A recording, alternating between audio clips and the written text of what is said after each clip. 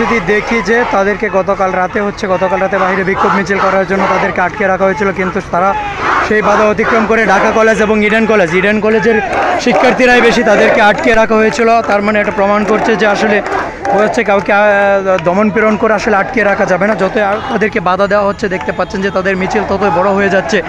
সাধারণ শিক্ষার্থীদের আন্দোলন